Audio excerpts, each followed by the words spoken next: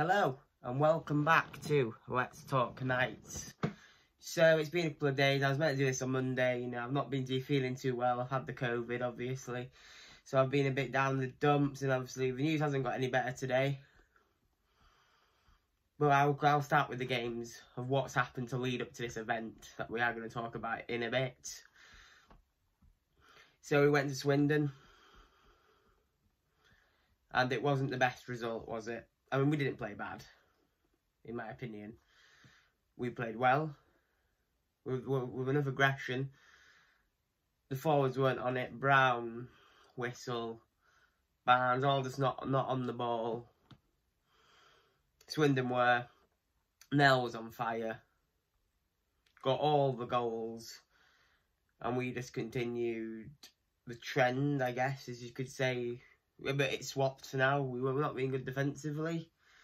But then also this week we haven't been good on the attack. It's got, we can't seem to win. I don't think it's the management's fault. It just happens, doesn't it?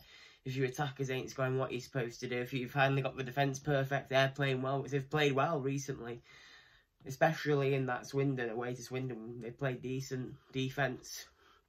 We couldn't finish. And, Nell converted everything they had, and I don't really know what to say about that. That was the result in my eyes. It was a close encounter. So then we obviously move on to the MK Lightning, which I did do the preview for that, and it happened exactly as the way I thought it would.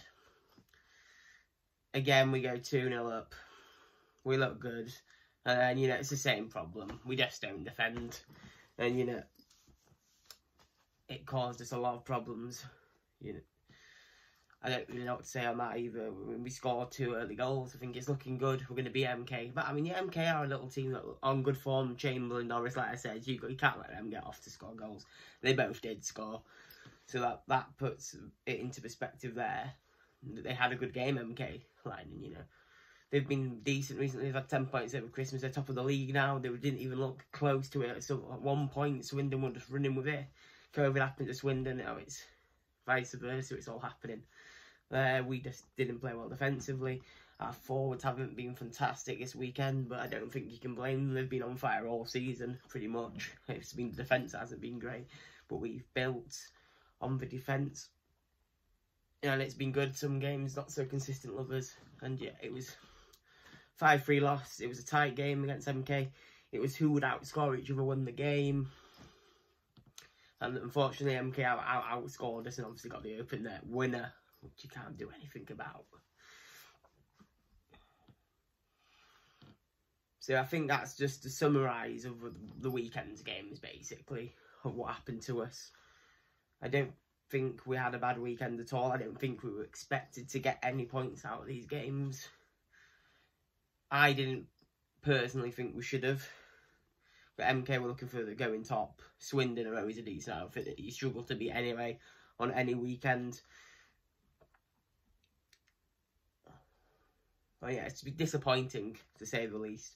But I was thinking there's positives there, as always. We had one good defensive game, then we went back to a bit of the sloppy ways against MK, which is fine.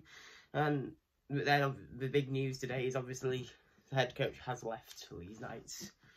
Dave Whistle has left. I don't know why he would want to leave. I don't think he would want to leave. I think it has been a call from the upper board in Steve Nell. I think Dave Whistle has got a family-friendly club running well. Leeds Knights were playing well at times in the season. You've only had the players, say, 12 months to work with them to make a team out of them. Like Swindon have been together for years, and look at them now, rocking and rolling. Sweeping every team under the bus, pretty much. And, yeah, I thought he'd really got that club firing. He'd got some good forwards in there. And the defence, yeah, wasn't cracking, but it was good enough to compete and not be bottom of the table. I don't really know what more he could have done. Dave, in the time that he's been at the club, he's obviously brought his son Brandon, which is a fantastic asset to the Leeds Knights also. I feel like they've maybe rushed into this. I don't know what's happening. People are saying he could potentially be off to the Nottingham Panthers. I don't know how real that is. I don't know if he would want to go there when he's got a project like Leeds, which is going well for him. Well, I thought anyway that they were playing some good hockey at times. Sloppy, yes. Sometimes losing results that you shouldn't be losing, yes. Did he have the togetherness of the fans? Also, that's a big yes, You know, when you've got the fans together, that's a good unit you've got. And we got to the final of the Autumn Cup as well, so I don't really know why you'd need to... But I have to say it's mutual consent that they both agreed on this. Maybe it is because he's off to the Panthers and he's probably earned his spot in the Elite Hockey League there in terms of that. But yeah, I was shocked to find out the news when it did come through. Like, what happens to Brandon Whistle? Are we going to lose Brandon? He's obviously going to be upset. And again, it's business, isn't it? So I don't know. Maybe Brandon will be like, stay assured. But he's going to obviously put him off his game a bit. And we've got... Where's his name? Ryan Altridge. I don't know much. Maybe some people in the comments can tell me a bit about him. I don't have a clue who he really is. In terms of this interim coach that we're getting, I don't have a clue who he is. Like, I think someone said, a Phantoms fan said he was at Swindon or something and didn't achieve a full squad. So it's disappointing to see that we were progression as a club, as a team. We had it all on the front. Everyone seemed to be happy, and then that just pulls a corker like that. Because he wanted a general manager, him to be general manager or head coach. But then I think Whistle was doing a fantastic job with the players that he had at his disposal. The youngsters that were grinding into the team, building into the team. There was so much good stuff going on. I don't really know what's happened here. I feel like maybe I'm lost for words, really. I'm disappointed a little bit in the Leeds Knights for letting Brandon Whistle's dad, Dave, go. I am disappointed. And I can't, yeah, like I said, I'm lost for words on this one. And we've obviously got Beeson coming down. And we'll see how we do there in terms of getting back to a level that we can perform. But I don't think, honestly, I don't think we'll win that game. If we'll do a preview for this, but this is just a little thing. I don't think we'll win that game. It's a problem. I didn't think it was the players not playing for Dave. I just think it was unlucky sometimes. It wasn't like the games weren't massive swing each way. It was an open net goal, 5-3, majority of the time. Or it would be, you know, a better team beating us just because we've got a bit more experience in the league. So, and we're a new team. We've just been built. So I was surprised by this.